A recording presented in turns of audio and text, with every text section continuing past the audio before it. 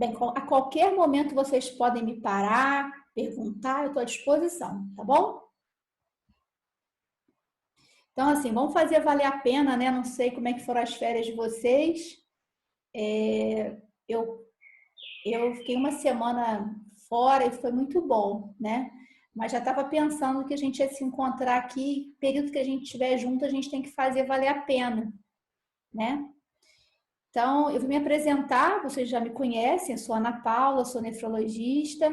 O colega que está aqui no meio da tela é o professor Alexandre Mitsu, que vocês vão adorar, é um colega excelente.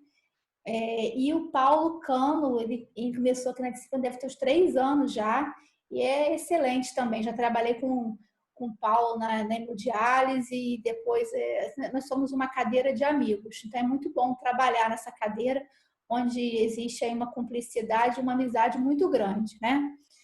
Eu vou trazer para vocês como se a nefrologia fosse uma empresa, né? Às vezes vocês vão numa empresa, vocês veem lá missão, visão e valores dessa empresa, né? Então, qual é a nossa missão? A disciplina de nefrologia tem como missão ensinar nefrologia, contribuir para o raciocínio clínico e a formação de médicos excelentes. Nossos valores são ética, a cooperação, a gentileza, o respeito, a aprendizagem, a gente aprende muito junto, né? A vontade e a superação. E valor, gente, é aquilo que a gente não abre mão, né? A gente não abre mão desses valores.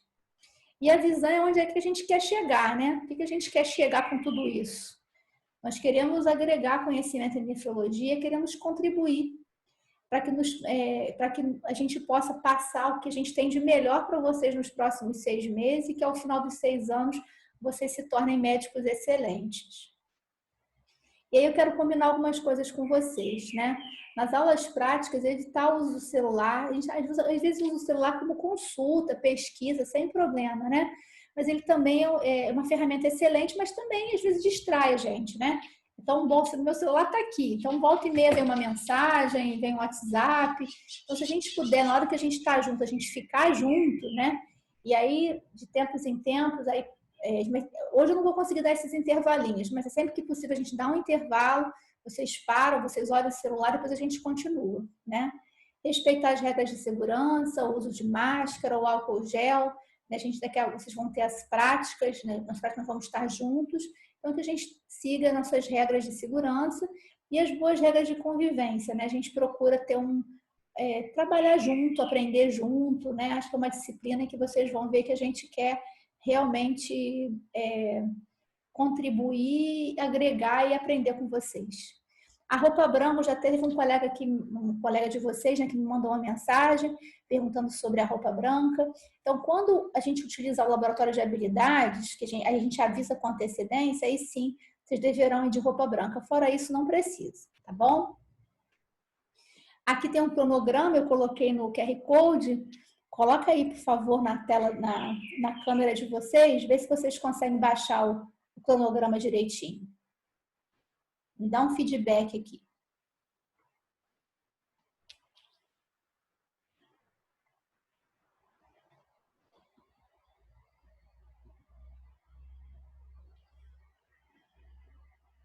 Conseguiram? Sim, consegui. Conseguiram? Beleza, gente. Então tá aí o cronograma. Fazer o cronograma, às vezes a gente pode se equivocar, pode errar. Peço que vocês olhem depois, se encontrarem alguma inconsistência, alguma dúvida, a gente está à disposição aqui. Nós não somos perfeitos. Se precisar corrigir alguma coisa, a gente corrige, tá? As aulas teóricas, nesse momento remotas, né? Se em algum momento a gente evoluir para as aulas presenciais, não há nenhum problema, o cronograma ele permite essa modificação. Na verdade, o que a gente vai fazer aqui é o que a gente realmente faria se tivesse junto, né? Presencialmente. As práticas, cada turma é dividida em 4 grupos, então A1, A2, A3 e A4, B1, B2, B3 e B4, e as aulas práticas são quinzenais, né?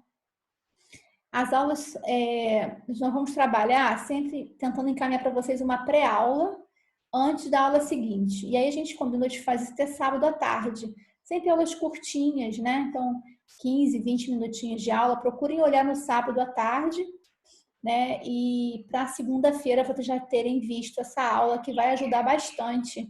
Eu acredito, não sei se vocês tiveram essa experiência antes, acredito que sim. Eu acho que vai ser bastante interessante, vocês já chegam com o conteúdo já conhecido, tá? Nós temos aqui já no cronograma P1 e P2, né? Então, P1, 18 de outubro, matérias de P1 até inclusive distúrbios do equilíbrio ácido básico, P2, toda a matéria com foco nas patologias. A segunda chamada agendada pela coordenação. Desculpa. Desculpa. A bibliografia, ontem eu chequei, a bibliografia está toda, todos os livros que estão lá, exceto um, vocês têm acesso pela biblioteca virtual, então, inclusive aqui é um print da biblioteca virtual. Os livros principais são Harrison e o Current. Inclusive, a aula que eu vou mostrar para vocês hoje, o primeiro capítulo do Current tá ótimo. Deixa eu ver se tem mais alguma coisa aqui no bate-papo. Obrigada, Bianca. Obrigada pelo saúde. Não quero que ninguém vá para o paredão, né? Então, tudo que a gente não quer é que alguém vá para o paredão. Então, vamos evitar a prova final, vamos evitar a segunda época, vamos estudar desde agora, né? A gente está à disposição para tirar qualquer dúvida, tá?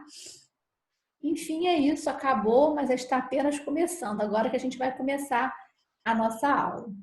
E eu vou começar perguntando para vocês como que vocês avaliam a função renal de um paciente. Então, qual é o método que vocês consideram como o melhor método para avaliação da função renal? Queria que vocês entrassem no Mentimeter e respondessem para mim.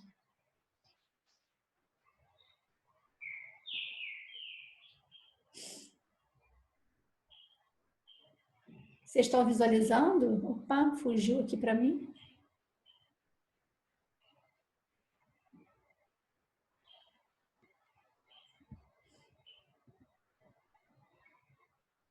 Pessoal, vocês estão me ouvindo? Estão visualizando aqui a tela do Mentimeter? Beleza? Maravilha. Tá tudo certo. Ótimo.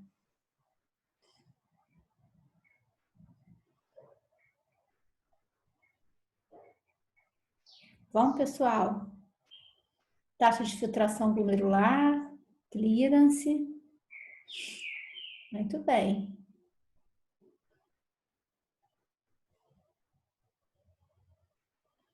Acho que creatinina.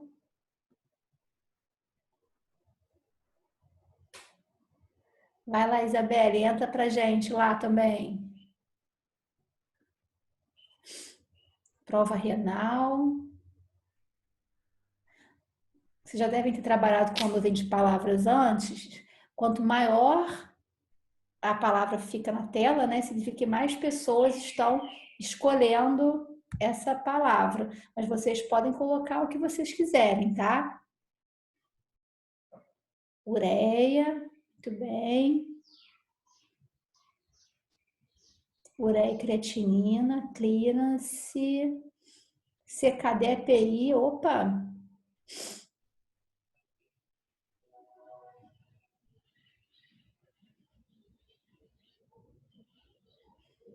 Taxa de filtração glomerular ficando maior, né? Creatinina também, bem grandão ali. Muito bem. Olha, o bacana é ver que vocês todos estão no caminho certo. Todo mundo colocou aqui tem coerência, né? Então vocês sabem o caminho. Bacana. Ureia, creatinina, clearance, tudo que está aqui é pertinente. E agora a gente vai procurar, então, dar um caminho mais assim, mais direcionado para vocês, mais ainda, né? Que já está no caminho certo, tá? Eu vou interromper aqui e vou compartilhar outra tela com vocês, tá?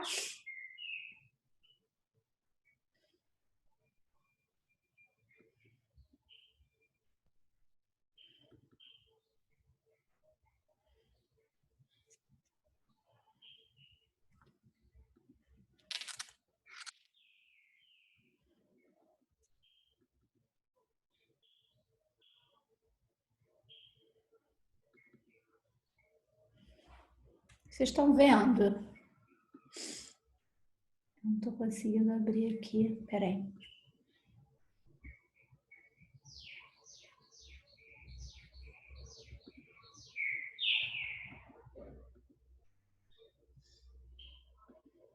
Foi aqui.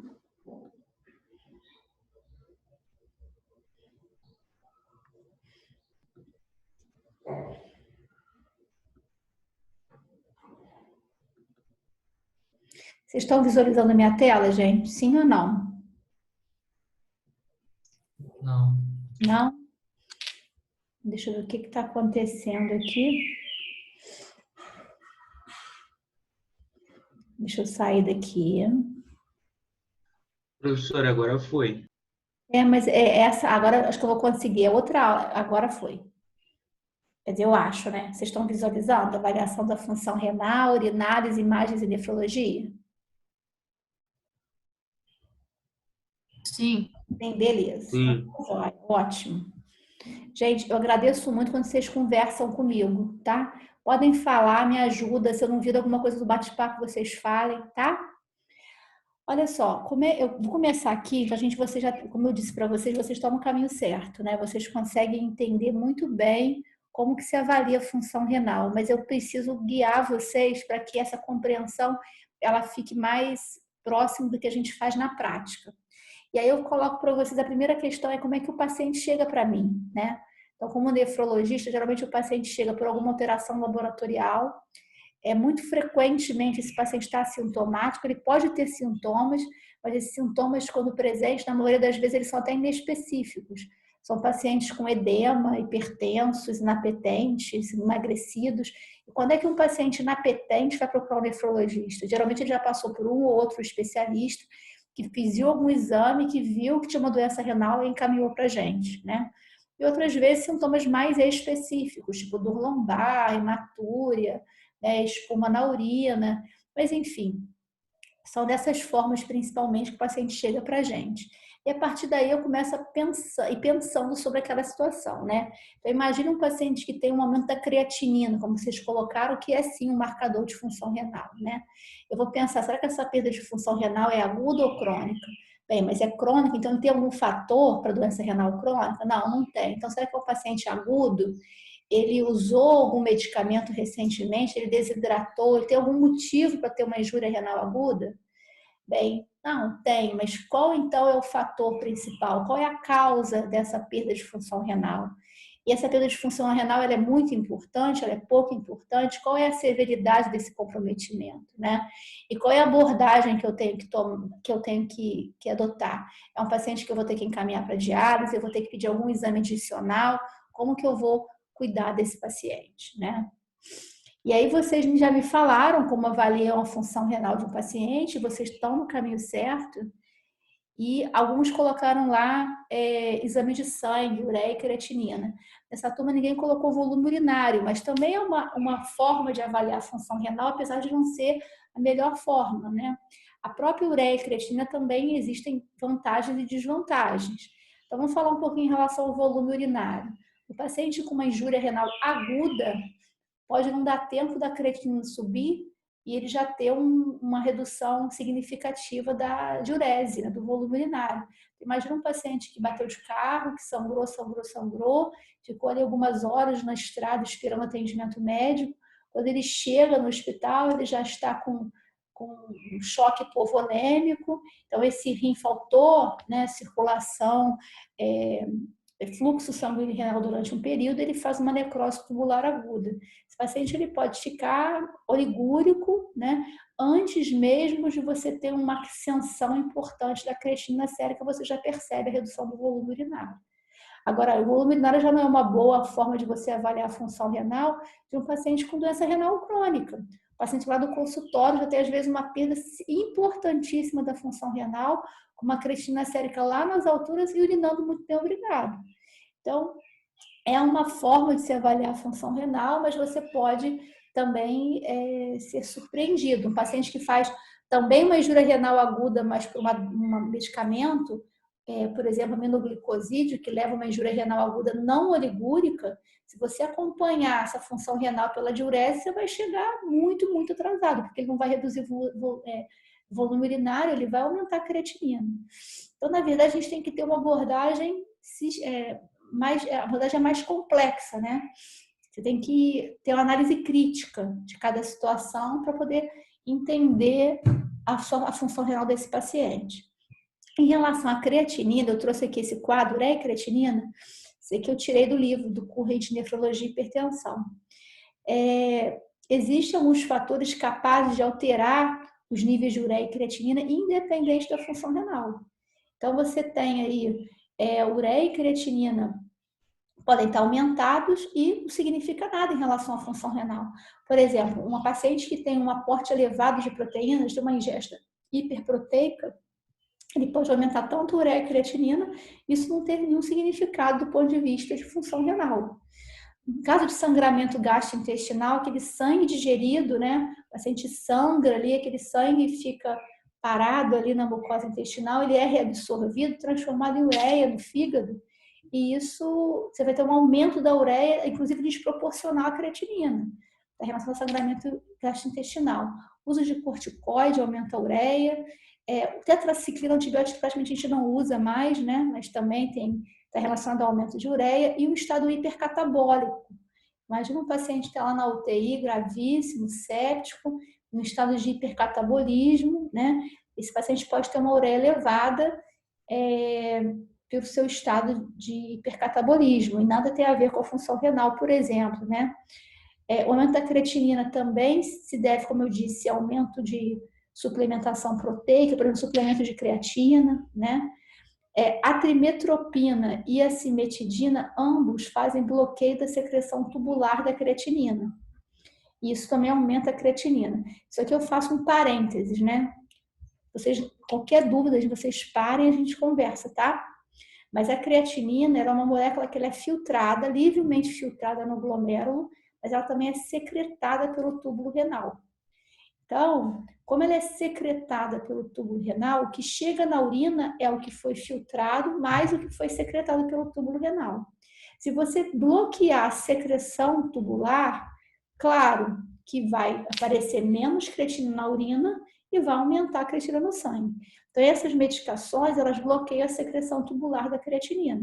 Então, isso faz com que haja um aumento da creatinina, tá?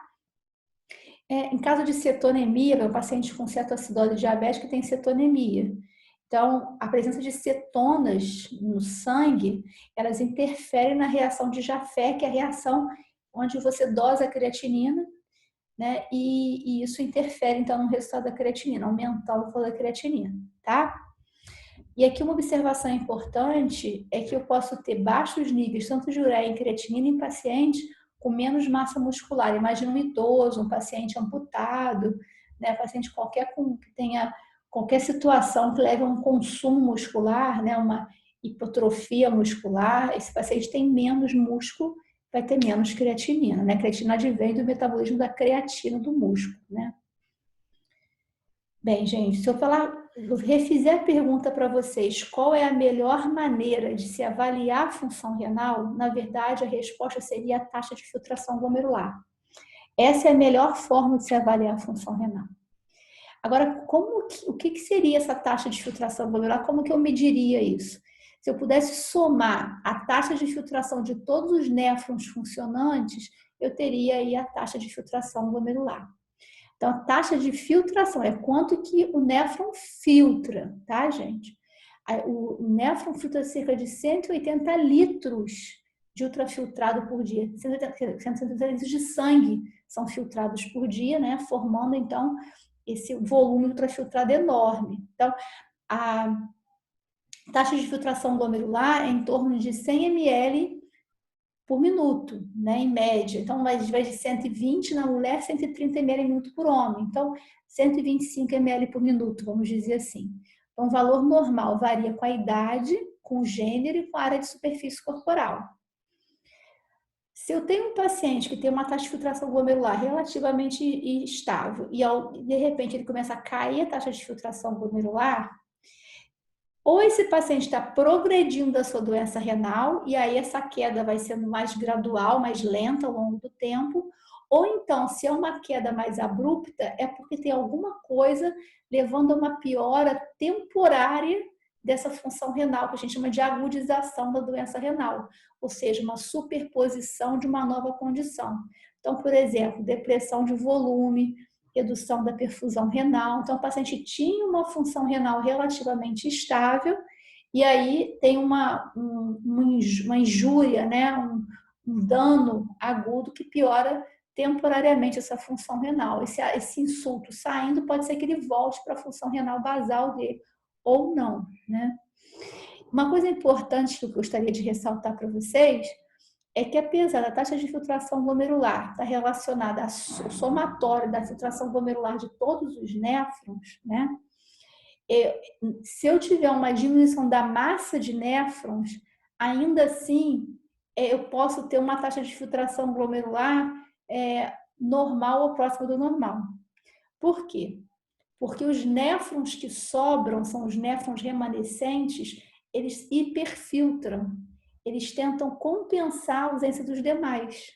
É como uma fábrica, por exemplo, onde tinham 100 funcionários, 50 pediram demissão. Os outros 50 que ficam, eles vão trabalhar muito mais para tentar suprir a ausência dos outros, né? Isso acontece que ao longo do tempo, esses que ficam hiperfiltrando, eles acabam ficando sobrecarregados e mais rapidamente vão pedir demissão também. O que acontece com os néfrons, também vão esclerosar mais rápido. Mas cuidado, porque segundo a teoria dos néfrons remanescentes, a massa de néfrons, ela não é diretamente relacionada à taxa de filtração glomerular desses néfrons, tá? Alguma dúvida até aqui, gente? Podem falar. Hein? Todo mundo aí? Todo mundo bem? Vou continuando, hein? Bem, como eu disse, pode falar. Quando você sabe que o paciente tem uma doença, então como é que você assume qual, baseado na taxa de filtração, quais estão defeituosos? Proporção, então. Não tem como a gente saber quais são, nem quantos estão defeituosos, né? O que a gente avalia através da taxa de filtração glomerular é da estimativa, eu vou até falar daqui a pouquinho, eu vou até já me adiantando, a gente não consegue medir diretamente a taxa de filtração glomerular, então a gente faz uma estimativa dessa taxa de filtração glomerular. E fazendo essa estimativa, a gente consegue avaliar aproximadamente qual é a filtração glomerular global como um todo, né?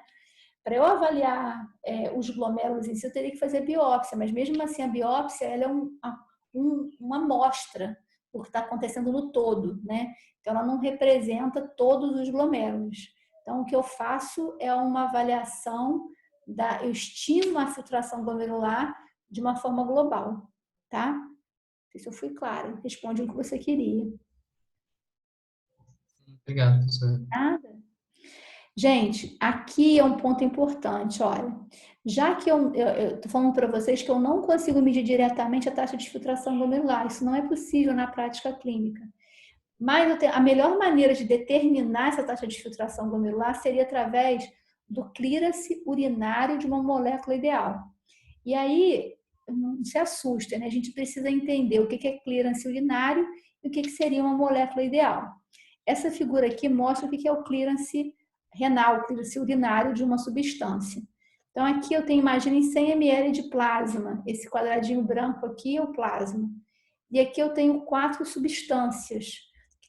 Esse volume de plasma está passando pela arteríola aferente e por excreção eu tenho aqui a eliminação, está sendo filtrada uma parte dessas substâncias estão saindo aqui por excreção numa unidade de tempo, que pode ser segundo, pode ser minuto.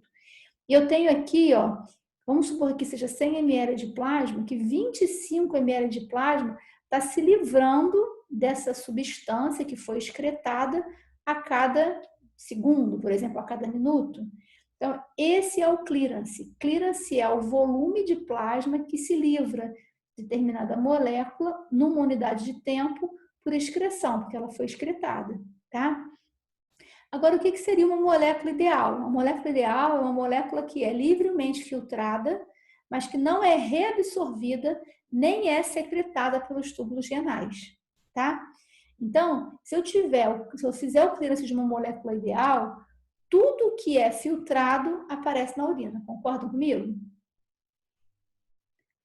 fazer uma pergunta. Vocês estão vendo o meu mouse? A setinha? Vocês conseguem enxergar ou não? Tá aparecendo para vocês? Sim. Tá? Entenderam isso, gente? Então, uma molécula ideal é livremente filtrada. E se eu fizer o clearance de uma molécula ideal, significa dizer que tudo que for filtrado, né, que vai ser excretado, vai aparecer na urina, certo? Ou não? Hein, gente? Ó, numa molécula ideal, tudo que é filtrado é excretado. Então, a carga filtrada é igual à taxa de excreção urinária. E aí, matematicamente, eu chego nesse resultado aqui, ó, que carga filtrada. O que é carga filtrada? É a concentração plasmática da substância vezes a taxa de filtração glomerular. E a taxa de excreção urinária é a concentração urinária daquela substância vezes o volume minuto, onde o volume minuto é o volume urinário em 24 horas, dividido por 1440, que é o número de minutos que eu tenho em 24 horas. E aí eu chego a uma fórmula da taxa de filtração glomerular. Observem que a fórmula que eu cheguei aqui é exatamente igual à fórmula do clearance de creatinina, olha. Ó, exatamente a mesma forma, tá vendo? E aí eu consigo falar o seguinte: se eu fizer o clearance de uma molécula ideal, eu chego à taxa de filtração glomerular. Certo? Existe essa molécula ideal? Qual seria essa molécula ideal? Vocês sabem?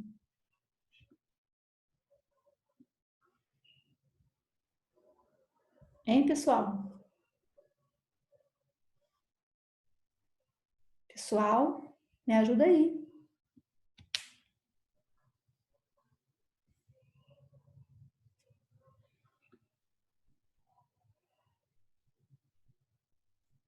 A molécula ideal seria a inulina. Isso, Vanessa, muito bem, é a inulina.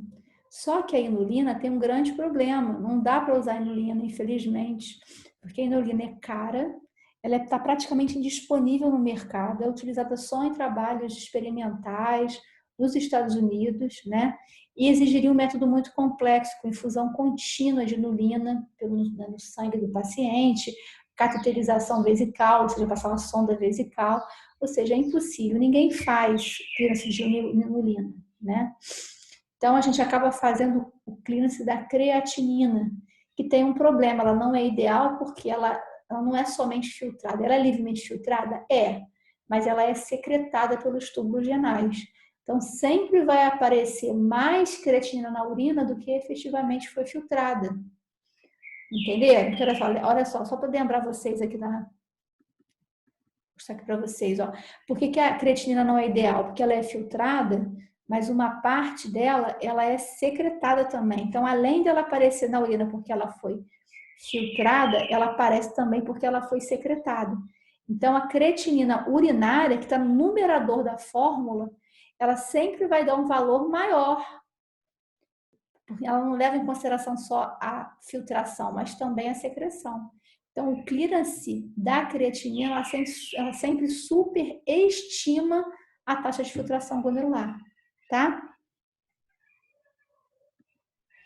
Mas é o que a gente tem, é o que a gente usa, né? Vou contar um segredo para vocês. Cada vez eu uso menos, porque eu tenho alternativas que eu vou mostrar adiante para vocês. Mas é uma forma de eu estimar a taxa de filtração glomerular. Eu ainda posso utilizar outros métodos de medir a taxa de filtração glomerular, com outros marcadores exógenos. A inulina é um marcador exógeno, ou seja, não tem no meu corpo. A creatinina é um marcador endógeno, eu produzo no meu corpo, né? Existem outros marcadores como o ioexol, o iotalamato, o DTPA. O DTPA é o único que a gente utiliza na prática clínica, mas não é uma coisa corriqueira, porque o DTPA é um radioisótopo que você vai fazer cintilografia renal. Então, eu uso para algumas situações muito específicas, tá? Mas existem essas alternativas também. Deixa eu só passar para cá. Então, como eu disse para vocês, eu posso fazer o clearance da creatinina com algumas observações. Gente, o negócio aqui tá animado. Vocês ouviram o passarinho passando? Então, assim, ó. Tem que ser eles ou eu. São maritacas. Vocês estão me ouvindo? Sim. Tá jóia. Ai, meu Deus. Gente, eu vou fechar a janela aqui. Peraí, só um minutinho.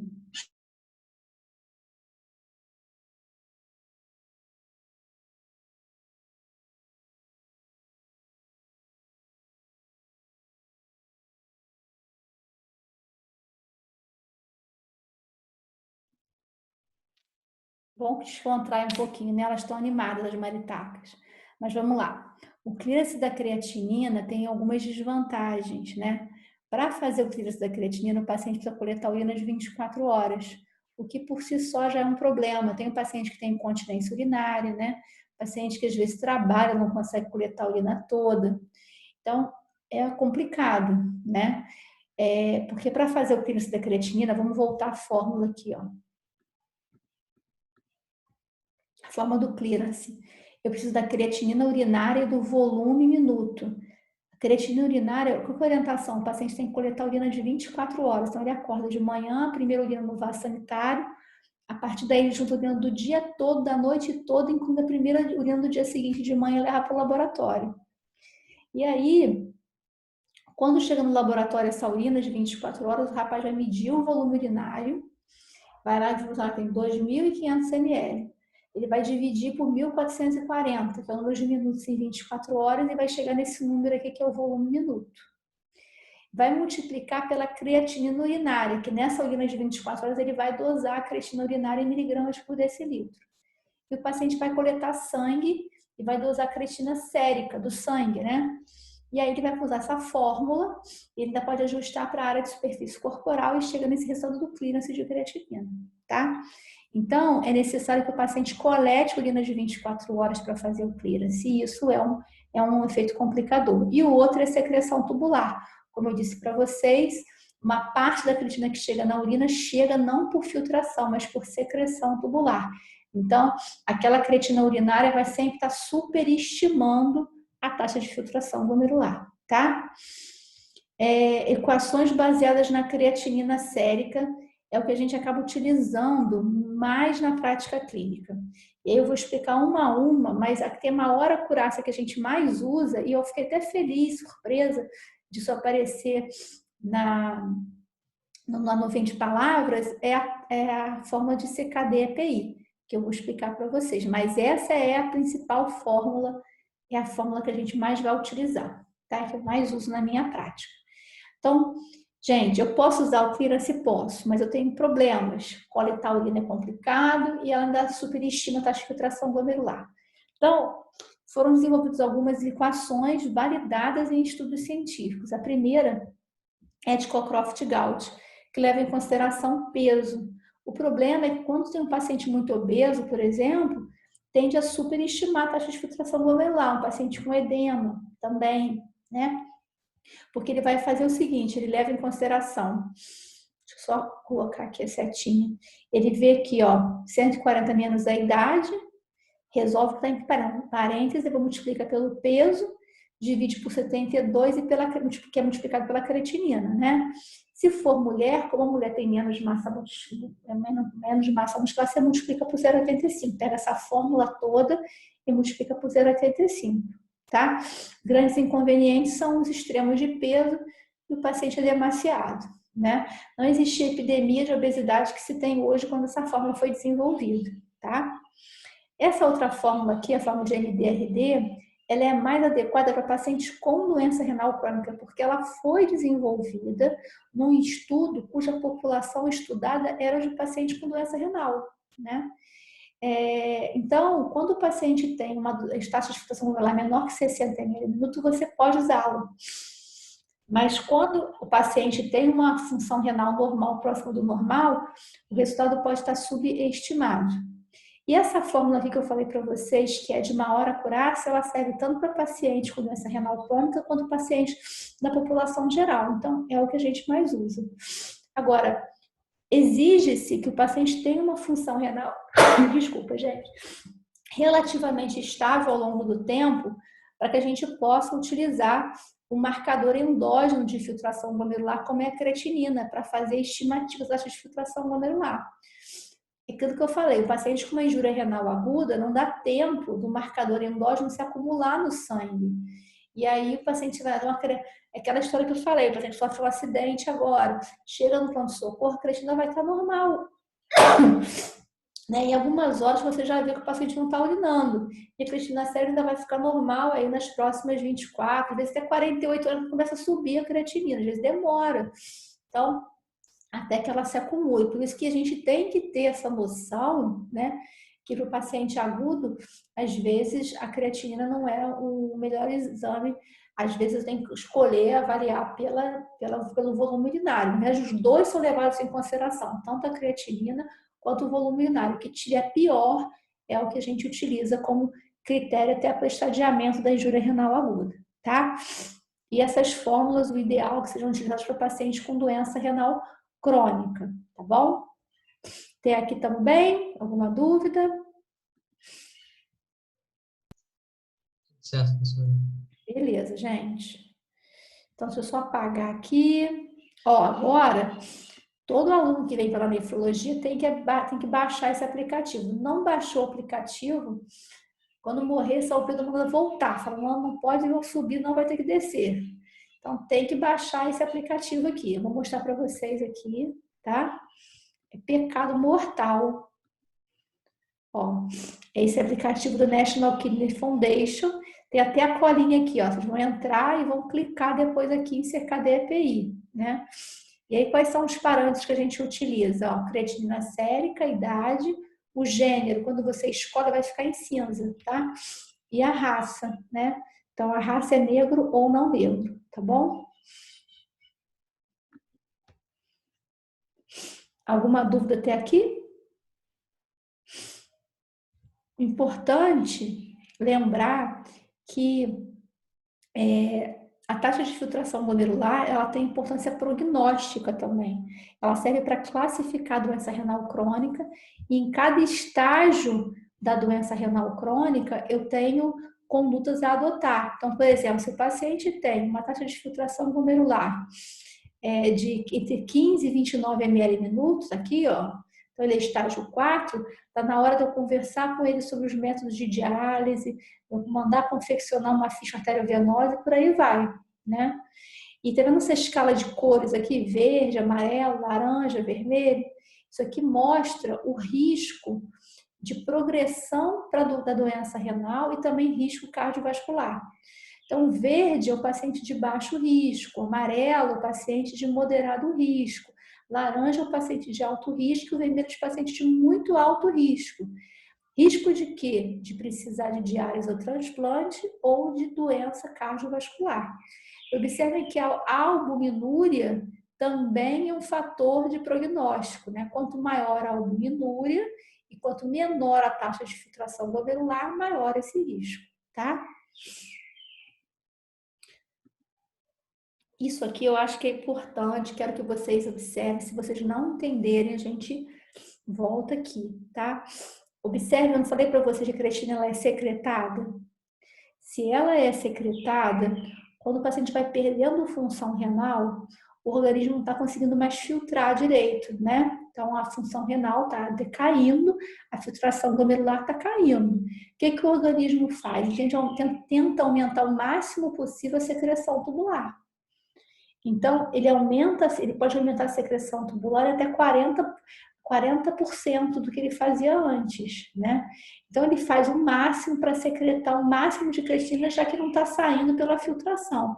De modo que, inicialmente, o organismo tenta manter a creatina sérica dentro do normal ou próximo do normal.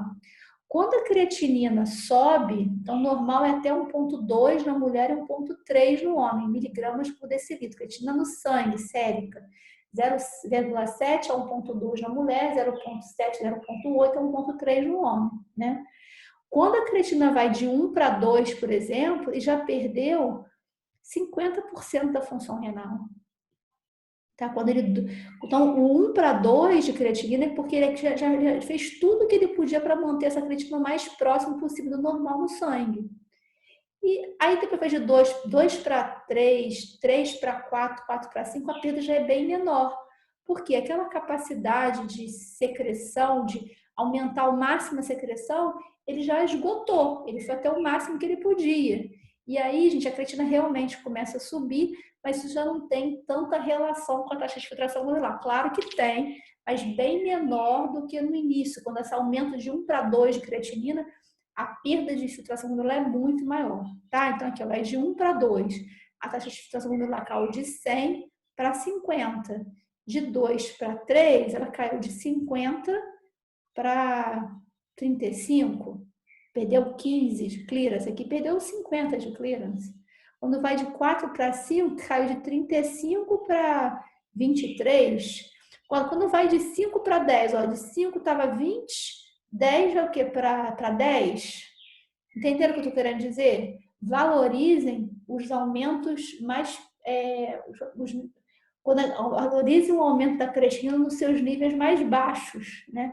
Quando o valor está muito altos, você já perdeu mesmo a função renal, tá? Entendido ou não? Isso é importante.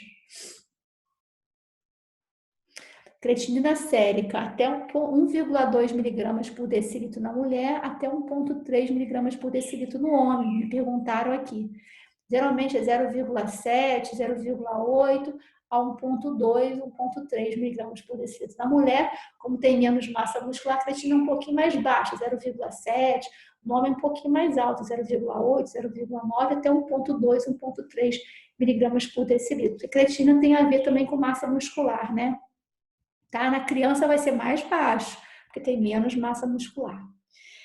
Então, como eu disse para vocês, no paciente com injúria renal aguda, com lesão renal aguda, a gente vai levar em consideração para critérios diagnósticos, tanto de estágio, né, de prognóstico, tanto o aumento da creatinina quanto a redução do volume urinário, né? Porque às vezes não dá tempo, como eu falei para vocês, da creatinina sérica se acumular, né? E já há uma perda significativa da função renal, mas a creatinina ela é um marcador tardio, é isso, tá?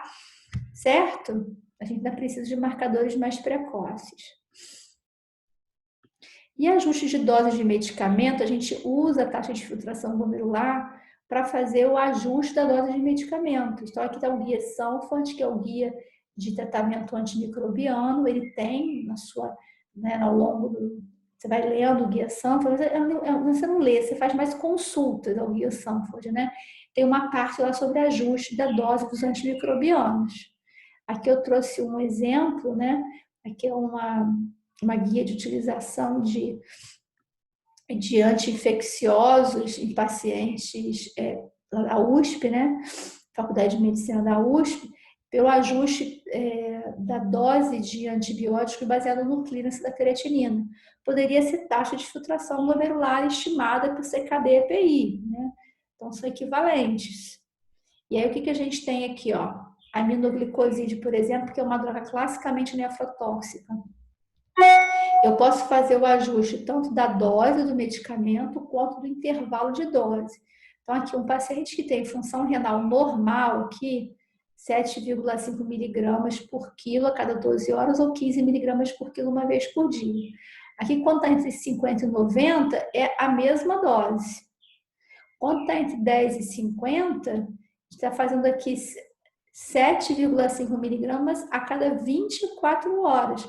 Então, a gente já deixou o intervalo maior, né? E a dose também, que seria aqui 15 miligramas por quilo uma vez por dia, já passou para 7,5 uma vez por dia. Já diminui a dose aqui, né?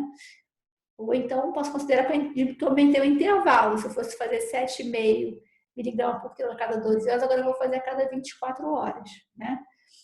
Se tiver menos que 10 de tudo isso, eu vou fazer 7,5 a cada 48 horas, tá? Então, é importante a gente entender esse tipo de tabela para poder fazer o ajuste adequado.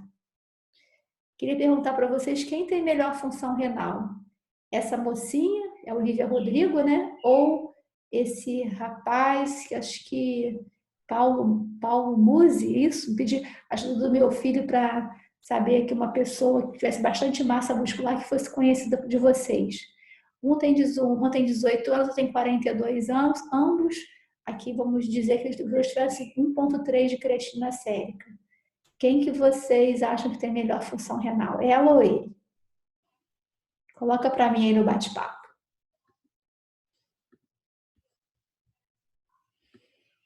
Quem tem melhor função renal? Ela ou ele?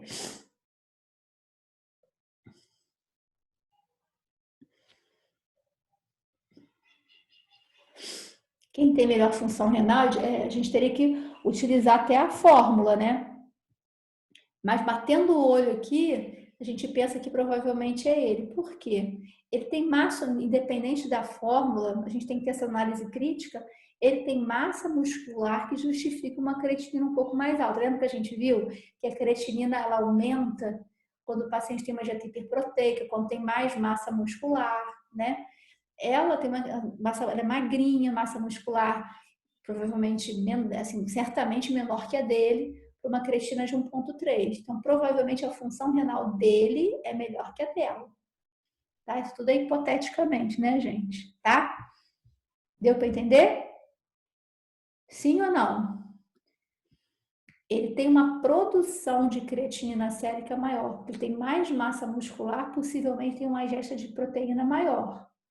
Ela tem uma massa muscular menor. Então, para a creatinina subir, quer dizer, subir, está no limite, é até 1,2, não, está 1,3, né? Então, ela está uma creatinina sérica mais alta, eu entendo que provavelmente ela tem uma função renal mais baixa, ela filtra menos, tá? Certo? Vamos falar agora um pouquinho da urinálise. Vocês querem fazer um intervalinho?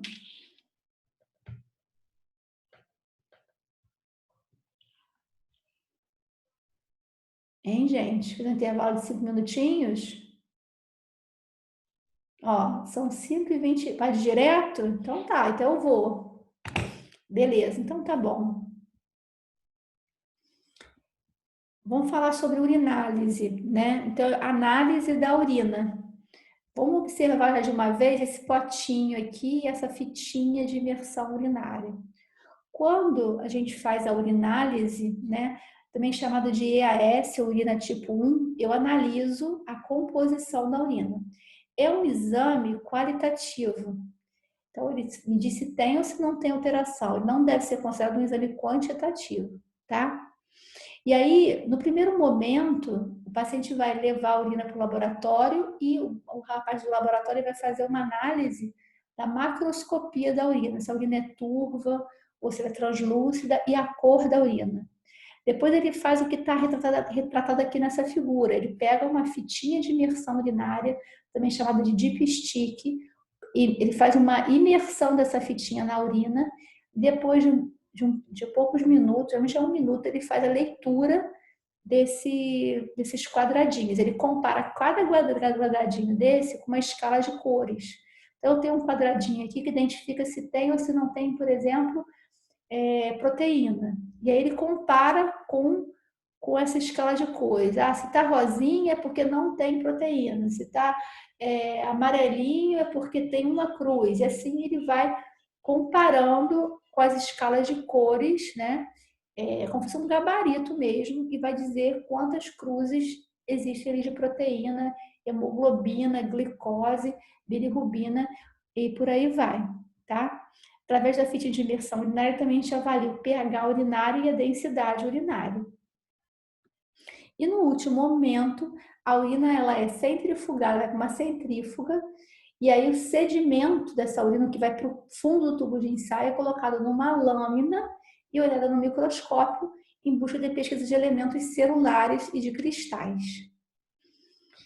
Um ponto importante é a coleta de urina. Vamos voltar aqui para essa figura. Observe que o potinho tem que ter uma abertura ampla, né? Assim, a boca do pote tem que ser ampla para poder facilitar a coleta de urina. Alguém aqui já coletou urina para exame ou já ajudou alguém a coletar? Sabe orientar um paciente como coletar urina para fazer o IAS? Alguém pode me ajudar?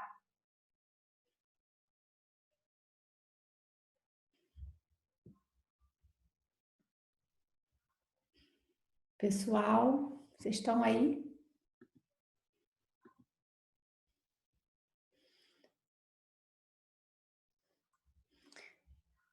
Primeiro urina da mãe, elimina o primeiro jato e colhe o resto. Faz a higiene e coleta. Muito bem. Olha só, é basicamente isso. Pode ser a primeira ou a segunda urina da manhã, tá? É o paciente, se for homem, ele vai desprezar o primeiro jato e vai colher o jato médio. Simples assim. Se tiver prepúcio, às vezes ele tem só que deixar, né? Tirar a pelezinha e deixar já pronto para eliminar a urina, né? A mulher, ela vai ter que fazer a higiene dos grandes lábios. Então, primeiro tem que afastar os grandes lábios, ter uma boa higiene. Então, o ideal é passar sabonete líquido, água do chuveiro, sabonete líquido, sempre finalizando com água do chuveiro. Depois afasta os grandes lábios, começa a fazer o xixi, despreza o jato inicial e colhe o jato médio, tá? Não colhe todo o resto, não, colhe só o jato médio, tá? E manda para o laboratório, tá bom? Então, como eu disse para vocês, é um método qualitativo, essas 3 etapas, né, do EAS eu já descrevi para vocês, e eu posso acrescentar à urinálise a pesquisa da microscopia de fase. Quando eu tenho no exame de urina identificação de hematúria, eu preciso saber a origem dessa hematúria, se é hematúria de origem glomerular ou pós-glomerular. E assim eu identifico se há dismorfismo eritrocitário. Então, se essas hemácias têm origem glomerular ou pós-glomerular, eu vou mostrar isso adiante para vocês. Quando é que eu faço o exame de urina, o EAS? Sempre que eu suspeitar de uma doença renal, seja porque eu tenho algum achado clínico, alguma doença sistêmica que faça com que eu pense que possa haver algum comprometimento renal e eu tenho que fazer esse rastreamento, ou por algum achado laboratorial. E em pacientes com nefrolitíase também devo fazer a urinálise para avaliar pH urinário, presença de cristais, né? O primeiro momento que eu falei para vocês é a análise macroscópica. Eu posso encontrar uma urina marrom, vermelha, posso encontrar piúria franca, urina branca, leitosa, e aí eu vejo que ela tem uma extremamente turva, né? Ou uma urina translúcida, aqui eu tenho uma urina com bilirrubinúria, né? A urina normal. Se eu tiver um paciente com uma urina vermelha ou marrom, eu posso utilizar esse raciocínio para poder fazer o diagnóstico diferencial. Então, eu pego a urina e primeiro centrifugo a urina. Se o sedimento, aquilo que foi para o fundo do tubo de ensaio, estiver vermelho, é porque foram hemácias que sedimentaram. Eu posso até olhar no microscópio e vou identificar o quê? Hematúria. Então, eu sei que a urina está vermelha ou marrom porque tem hemácias, né? Agora, se o sobrenadante está vermelho, eu pego a fitinha de imersão urinária e coloco nessa urina.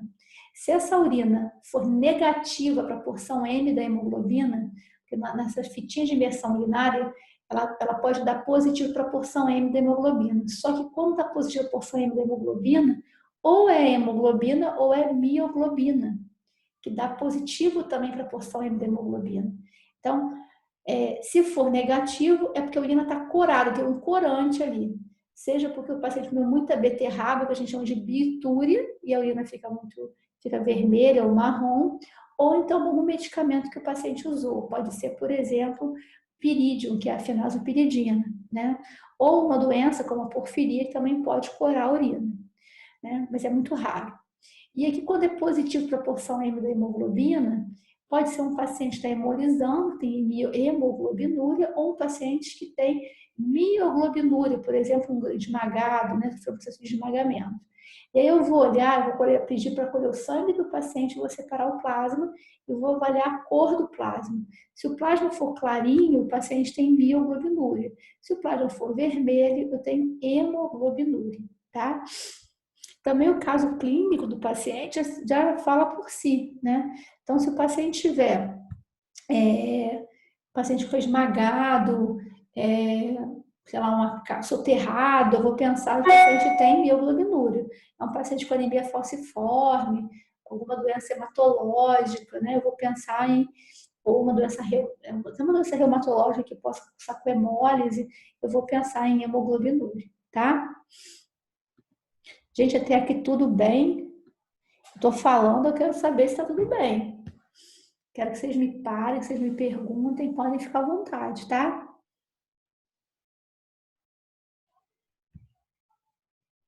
Pessoal, tudo certo? Então tá. Eu quero saber se isso aqui é fato ou fake. O que vocês acham?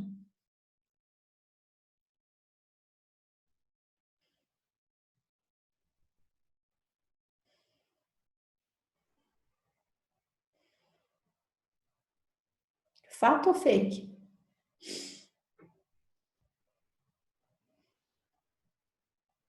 Hein, gente? Ó, é fato. Isso mesmo, Tiago, é fato. Felipe, verdade, é fato. Na verdade, existe a síndrome da urina roxa, está relacionando a pacientes com sonda vesical, normalmente pacientes mais comum em mulheres, com doença neurológica, constipação intestinal, cursando com infecção urinária. Alguns autores falam que é preferencialmente em pH alcalino, mas não necessariamente. Algumas bactérias produtoras de enzimas capazes de metabolizar o triptofano, que vem de origem intestinal, leva à produção de pigmentos vermelho e azul, levando à urina roxa, né? Então, o tratamento da infecção urinária vai resolver essa cor. Mas é bem interessante, né? Isso aqui é raro, não é uma coisa tão comum. Se vocês pesquisarem na internet, vocês vão encontrar até artigos sobre, né? Mas só para trazer para vocês, tá? Tem medicamentos que deixam a urina verde, azul, então isso realmente pode acontecer, tá? Primeira coisa que eu penso sempre é medicamento, né? Algum corante, algum antisséptico urinário, que eu tenho essa cor meio diferente. Mas a urina roxa, existe a síndrome da urina roxa relacionada a esse quadro específico que eu comentei para vocês. Então, depois que eu analiso faço a análise macroscópica da urina, né, cor e turbidez, eu vou fazer a pesquisa de alimentos anormais. Nesse primeiro momento, eu vejo a análise físico-química da urina, a fitinha de imersão urinária permite também a avaliação do pH urinário. A urina normalmente ela é ácida, né? A densidade urinária, quando a densidade é muito baixa, abaixo de 1010, eu tenho que pensar em isostenúria, perda da capacidade de concentrar a urina. Pesquisa da porção M da hemoglobina, que dá positivo pode ser hematúria, hemoglobinúria ou mioglobinúria. A presença de estearase leucocitária indiretamente me remete a que o paciente tem piúria, o que eu depois vou confirmar na sedimentoscopia. Nitrito positivo está relacionado à presença de bactérias capazes de desdobrar nitrato a nitrito. A presença de proteína, o EAS só consegue perceber a presença de albumina.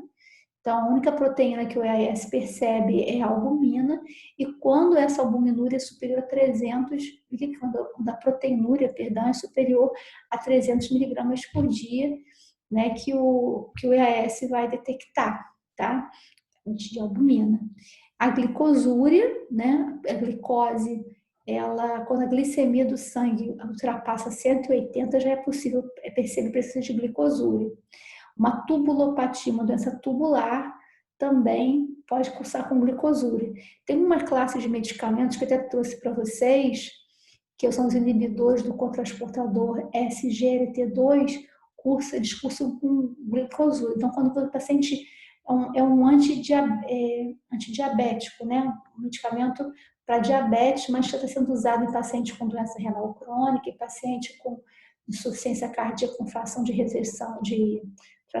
ejeção reduzida. Então, uma classe de medicamento bastante promissora. A dapaglifosina e a empaglifosina são os medicamentos relacionados são os medicamentos, assim, vamos dizer, os medicamentos dessa classe, né, os mais conhecidos que a gente tem disponível no Brasil, né, a DAPA e a empaglifosina. Qual é o mecanismo de ação desses medicamentos? Eles bloqueiam a reabsorção de glicose e sódio em níveis do contorno proximal. Então, assim, 90% da glicose que é filtrada, ela é reabsorvida. E aí, o que ele faz? Ele bloqueia essa reabsorção, o paciente ele vai fazer glicosúria, né? E aí, fazendo glicosúria, ele vai melhorar o controle da glicemia dele, né? Isso é um mecanismo de efeito para controle da glicemia. Tem outras vantagens que eu não vou entrar em detalhes aqui, tá? Mas você vai ver esse paciente usando empaglifosina ou dapaglifosina como glicosúria. Isso não significa que ele está com glicemia descontrolada, pelo contrário, é o mecanismo de ação do medicamento para controle da glicemia, tá? Alguma dúvida, gente?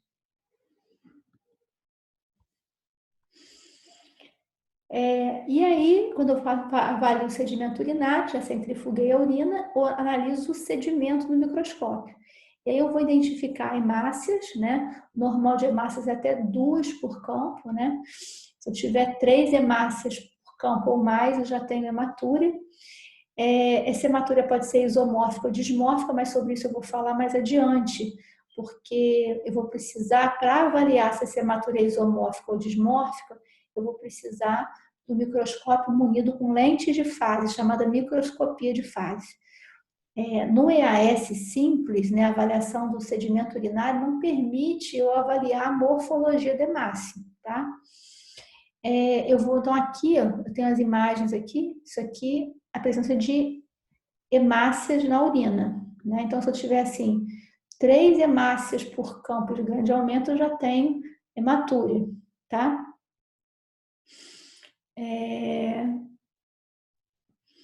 Leucocitúria, deixa eu mostrar para vocês aqui os leucócitos na urina. Células epiteliais, células epiteliais são bem maiores que os piócitos. Tem aqui o cilindro, primeiro aqui o cilindro leucocitário, a proteína que reveste internamente os túbulos renais, a proteína de Tan-Russell. Tem essa imagem, parece uma imagem negativa, né? Mas se sobre essa proteína a gente tem células grudadas, tem cilindros aqui, é um cilindro hemático. Então tem lá de cima, lá no nível glomerular, as hemácias conseguiram atravessar a barreira de filtração glomerular e grudaram-se nessas proteínas de Tan-Russell que moldam internamente o túbulo renal. Então, aqui eu tenho que chamar de cilindro hemático, que é patognomônico de glomerulopatia. Guardem isso, isso é importante. O cilindro hemático é patognomônico de glomerulopatia, tá? Eu tenho aqui ainda a presença de cilindro leucocitário. Então, por exemplo, numa situação chamada nefrite intersticial aguda, está relacionada ao uso de medicamento, e esse medicamento leva a como se fosse uma reação inflamatória que compromete a função renal. Então, o paciente ele pode fazer um rush cutâneo, ele faz uma eosinofilia. No exame de urina você identifica que ele tem piúria, que na verdade são eosinófilos, e essas células inflamatórias, elas estão atravessando ali a barreira de filtração glomerular, grudam na proteína de Tan-Russell e você tem cilindros leucocitários, tá? Aqui eu tenho células tubulares agregadas ao cilindro, né? E quando essas células se degeneram, formam o que a gente chama de cilindro granuloso, que está relacionado à necrose tubular aguda, tá? Um paciente com injúria renal aguda, que você faz a sedimentoscopia e encontra esse cilindro granuloso, que tem esse aspecto amarronzado, grosseiro, nessas células grosseiras, assim, você pensa em necrose tubular aguda, tá? Aqui eu tenho um cilindro largo, está relacionado a doença renal crônica já avançada. E aqui os cristais, olha que bonitinho. Aqui eu tenho um cristal de oxalato de cálcio. Esse aqui que parece uma gravatinha borboleta, ele é o monohidratado. E o dihidratado, esse parece um envelopinho, uma cartinha. É o dihidratado, tá? Aqui eu tenho cristais de ácido úrico que tem esse aspecto, parece de roseta, umas placas rômbicas. E aqui se agrega formando essas rosetas. Eu tenho aqui, esse aqui tem um aspecto hexagonal, né? São os cristais de cistina. Aqui eu tenho essa tampa de caixão, não parece uma tampa de caixão? São os cristais de fosfato amoníaco magnesiano que formam os cristais são os cristais de estruvita, que formam os cálculos coraliformes. Estão relacionados à infecção bacteriana por bactérias com pH alcalino e formam os cálculos coraliformes que podem levar à perda irreversível da função renal. Gente, vocês não têm nada a perguntar, tá tudo legal. Queria ver se vocês estão acompanhando direitinho. Estou um pouco preocupada, vocês estão muito quietos. Sim, professora, porque é muita coisa. Muita coisa, né?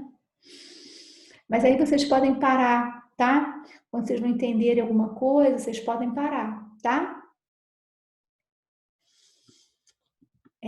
Aqui, quando a gente identifica a presença de hematúria, né? E aqui, gente, a gente tem assim, a literatura tem literatura que fala que até 2 hemácias por campo, então 3 hemácias por campo já seria patológico. Aqui eu coloquei hematúria maior ou igual a 2 hemácias por campo de grande aumento. Mas isso é porque varia de literatura para literatura. Vamos considerar até 2 normal, 3 hemácias por campo já como hematúria, né? Mas geralmente o paciente tem hematúria, ele tem um número até maior de hemácias por campo, né? E aí, dependendo do contexto clínico, eu tenho que pensar em glomerulopatia. Uma coisa que me faz pensar muito em glomerulopatia é a associação de hematúria mais albuminúria. Quando tem os dois simultaneamente, tem que pensar em glomerulopatia, tá? E aqui, gente, eu tenho, olha, o padrão de hemácias isomórfico, todas as hemácias iguaizinhas, do mesmo tamanho. E aqui eu tenho um padrão de hemácias dismórficas, relacionadas à glomerulopatia. Hemácias dismórficas está relacionada à glomerulopatia, assim como o cilindro hemático também está associado à glomerulopatia, tá? E aí, só uma questão. Quando eu faço o EAS, fiz lá, avaliei a parte macroscópica da urina, fiz a sedimentoscopia, fiz a pesquisa de elementos anormais, encontrei lá que tinha porção M da hemoglobina positiva, ou seja, ou tem hematúria, ou tem hemoglobinúria, ou tem mioglobinuria. Fui no sedimento urinário e encontrei hematúria. Isso no EAS. Se eu, dependendo do contexto clínico, eu preciso pensar, mas tem hematúria, será que é uma glomerulopatia? Né? Essa hematúria é glomerular ou pós-glomerular? Aí eu peço uma urinálise com microscopia de fase, tá? Porque o microscópio munido com lentes de fase, ele consegue avaliar a morfologia das hemácias. E aí sim eu tenho esse padrão uniforme, com todas, um padrão monomórfico, né? Todas as hemácias com o mesmo padrão. Aqui eu tenho hemácias completamente diferentes. Aqui parece um alvo, essa aqui parece uma ghost cell, parece uma imagem negativa. Aqui já parece um anelzinho de brilhante, né? Que é um acantócito, que tem essas blebs, né? Como se fosse assim uma protrusão citoplasmática, vamos dizer assim, né? Então, o acantócito é muito característico de hematúria glomerular, né? Ou seja, dismórfica.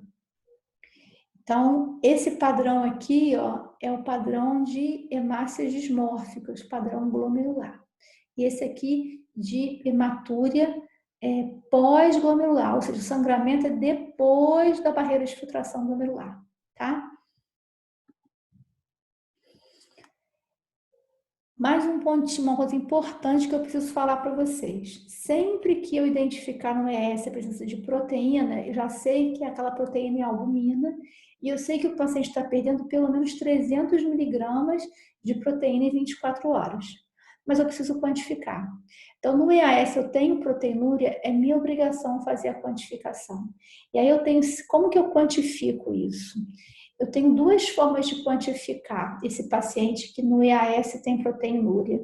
Eu posso quantificar através da urina de 24 horas ou através da relação proteína-creatinina. Como que eu faço isso? Urina de 24 horas, coleta a urina igual pólen para fazer o clearance de creatinina, né? E vou fazer a dosagem de proteinúria de 24 horas. E o laboratório vai me liberar proteinúria de 24 horas, 1.500 miligramas em 24 horas. Qual que é o normal? Até 150 miligramas em 24 horas. E aqui eu estou falando em todo tipo de proteína, não só albumina, proteinúria de 24 horas, tá? E o equivalente a quantificar a proteinúria de 24 horas utilizando a urina de 24 horas é fazer a relação proteína-creatinina. Que aí numa amostra isolada de urina, num potinho de urina, igual colheu para o EAS, o laboratório vai fazer a dosagem de proteína urinária em miligramas, por decilitro, e vai dosar a creatinina urinária em miligramas por decilitro. E vai fazer uma coisa dividida pela outra. Vamos supor que você levou o potinho do laboratório e o laboratório soltou o resultado assim, ó, 100 miligramas de proteína urinária, 100 miligramas por decilitro. Ai, meu Deus do céu. Por 20 miligramas de creatinina urinária. E aí, gente, o que eu posso dizer? Posso dizer quanto que é a proteinúria de 24 horas? Me ajuda aí.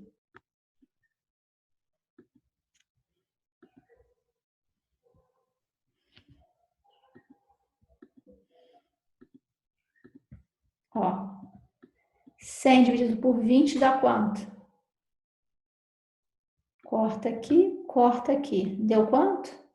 5, não é isso? 5 o quê? Se eu corto aqui, eu chego num número adimensional, ou seja, sem unidade de medida. Eu arbitro que esse resultado, não fui eu que arbitrei, né? Quem chegou, a gente fez o estudo, identificou que a relação proteína-creatinina é equivalente a dosar proteína em urina de 24 horas. Então, com uma única amostra, eu faço a quantificação do que seria coletando urina de 24 horas. E aí eu faço esse cálculo, é 5 gramas em 24 horas. O número que eu encontrar de resultado aqui é um número sem unidade de medida. No caso, deu 5. 5 o quê? Gramas em 24 horas. Então, essa é a proteinúria de 24 horas. O equivalente é a mesma coisa que falar 5... mesma coisa que falar 5 mil miligramas, né? 5 gramas são 5 mil miligramas em 24 horas. Qual que é o normal? Eu falei para vocês, qual que é o normal, gente? Normal é até 150 miligramas.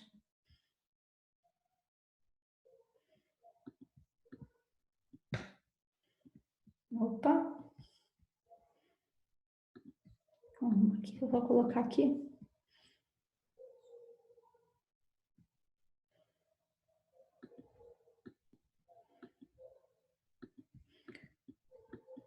Tem que fechar aqui, meu Deus. Vocês estão me enxergando direitinho? Estão entendendo? Isso aqui não pode deixar de entender, não, gente. Ó, 5 gramas são 5 mil miligramas em 24 horas. O normal de perder proteína na urina é até 150 miligramas em 24 horas. Tá? Entenderam? Deixa eu ver se tem uma pergunta que eu acho no bate-papo.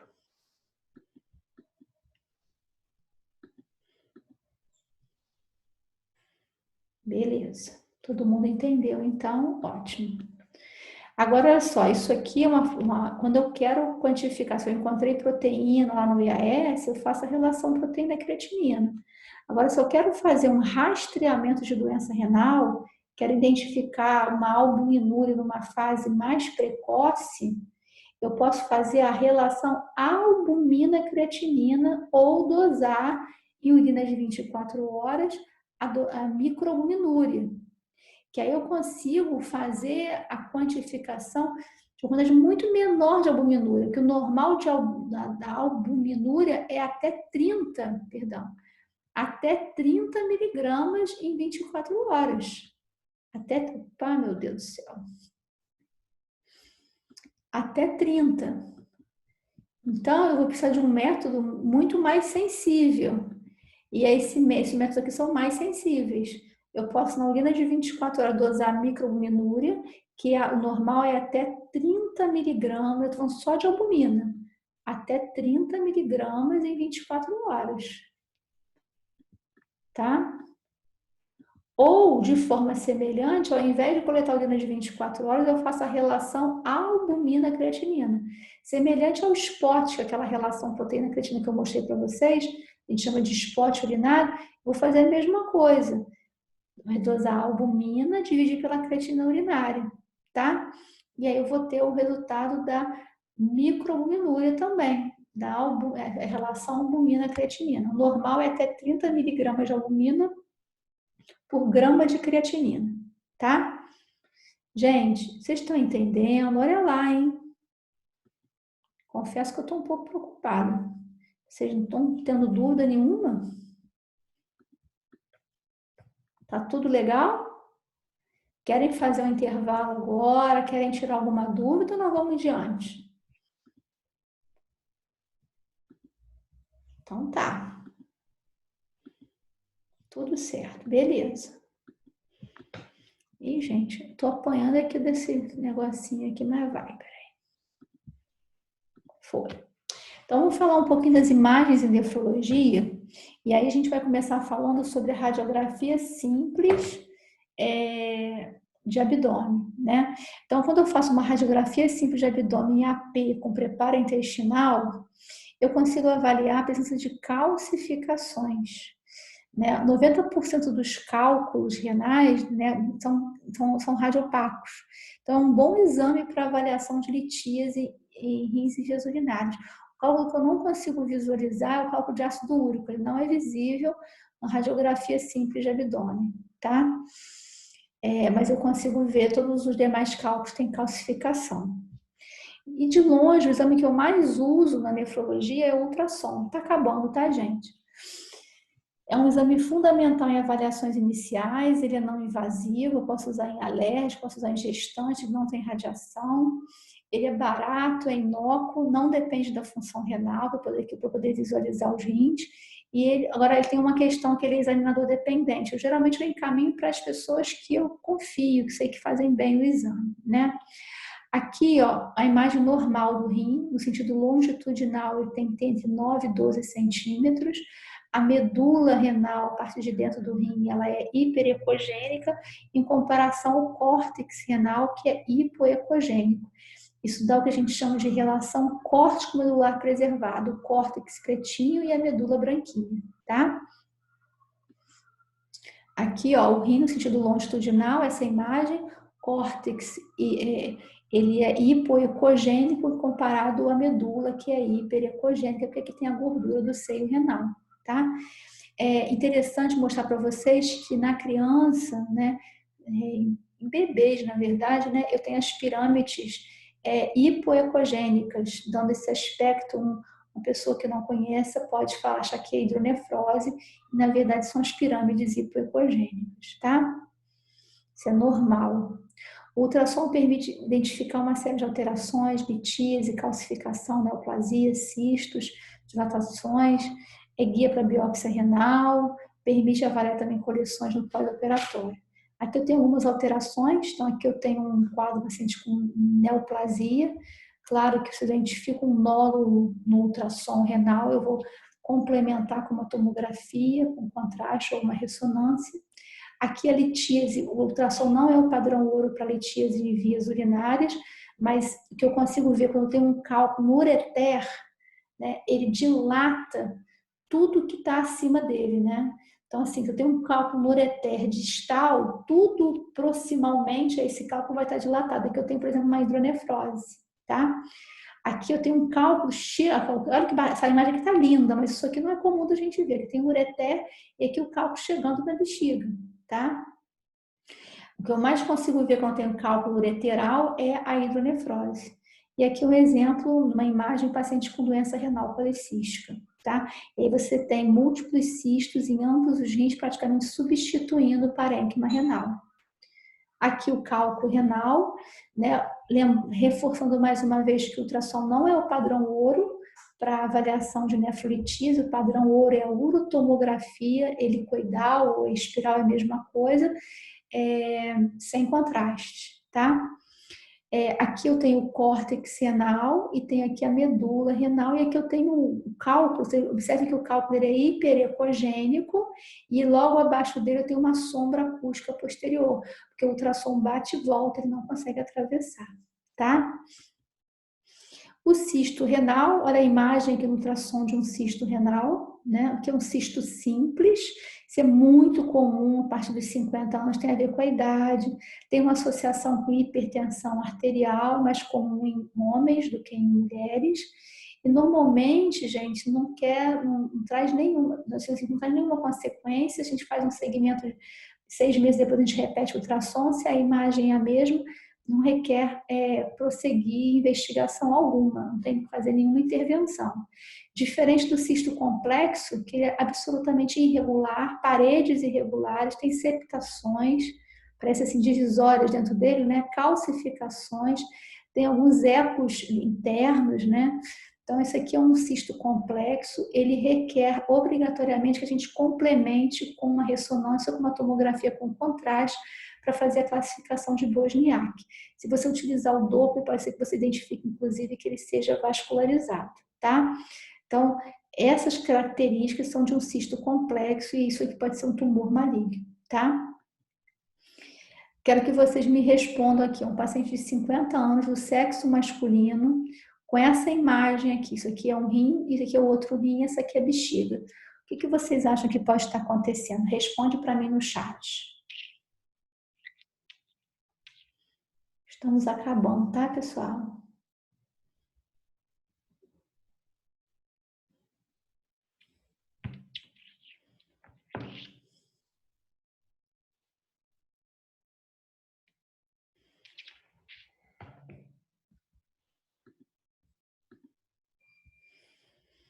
Perfeito, Guilherme, é isso mesmo. Olha, eu tenho aqui uma bexiga, isso aqui que está dentro da bexiga é a próstata muito aumentada de tamanho, obstruindo internamente a uretra, levando a hidronefrose bilateral. Olha que bacana. E aqui, gente, eu quero que vocês me ajudem. Paciente de 55 anos, sexo masculino, trabalhador rural, procura o pronto atendimento do hospital universitário, queixando-se de vômitos e inapetência há um mês. Ao exame físico, mucosas hipocoradas, 2,4 kg, pressão arterial 200/100, presença de edema em membros inferiores. Aqui estão os exames. Uma creatina de 10, uma ureia de 400, EAS, proteína uma cruz, sedimentoscopia com piócitos e hemácias ausentes. Ultrassom renal, eu tenho aqui duas opções, né? O primeiro ultrassom e o segundo. Vamos supor que o ultrassom do paciente seja esse aqui, ó. Estou vendo a minha setinha? Meu mouse? Sim. Imagine que esse aqui é o rim do paciente. Vocês me diriam que esse paciente tem uma doença renal crônica ou uma injúria renal aguda?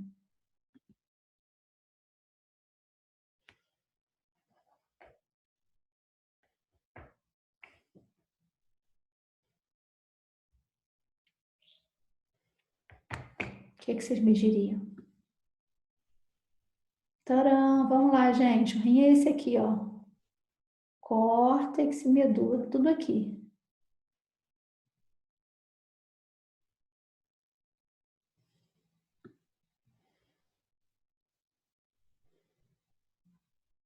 Vamos, gente, me ajuda aí. Pode falar, pode escrever. Comparem com essa imagem aqui ao lado, que é de um rim normal. Aqui eu tenho córtex e medula bem definidos, tá vendo? Aqui eu tenho um rim todo branco. Isso aqui é característico de um paciente com doença renal crônica, rim de tamanho diminuído, com perda da relação córtico-medular, tá? Então aqui eu estou diante disso aí, Isabela e Luan, muito bem. Estou diante de um paciente com doença renal crônica, tá? O ultrassom com Doppler, ele é muito útil na avaliação de estenose de artérias renais e trombose de veia renal. Não é o padrão ouro, mas em mãos bem treinadas ele pode nos ajudar a fazer a avaliação da estenose de artéria renal. Tá? Outros métodos tem a angiotomografia, a angiorressonância, o padrão ouro é a arteriografia, mas que requer a injeção de contraste diretamente no leito arterial. Então, isso pode levar a uma perda da função renal. Se um paciente tiver com uma função renal comprometida, isso pode ser a gota d'água, tá? E aqui eu tenho jato ureteral, mostrando só uma imagem bonita que mostra aqui uma utilidade do Doppler, né? Mostrando o jato ureteral bilateralmente, tá? Então, assim, se você tiver uma ausência de jato ureteral de um dos lados, isso pode representar a obstrução ureteral completa daquele lado, que é ureteral, tá? Completa daquele lado, tá bom, gente?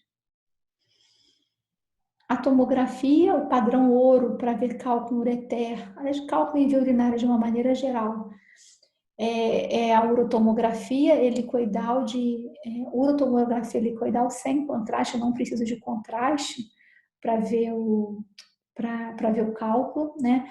Aqui o sinal do aula é que tem edema em torno aqui do cálculo ureter. E para avaliação de massas renais, eu posso usar tanto a tomografia quanto a ressonância, tá? Deixei aqui a bibliografia, o material de apoio também para ajudar vocês, né? A aula de hoje vocês podem ler esse primeiro capítulo do Current Nefrologia e Hipertensão, está disponível na biblioteca virtual. Eu selecionei alguns capítulos aqui do Harrison que podem ajudar vocês e 2 vídeos do YouTube, tá bom?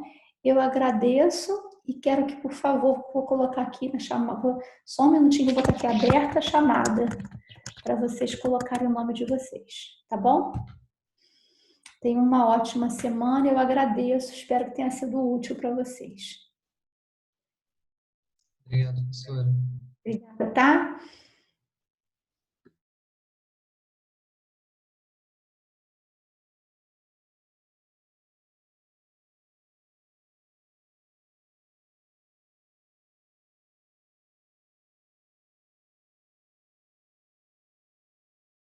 Será que o representante pode ficar para me passar o contato? Por favor. Quem é o representante da turma de vocês?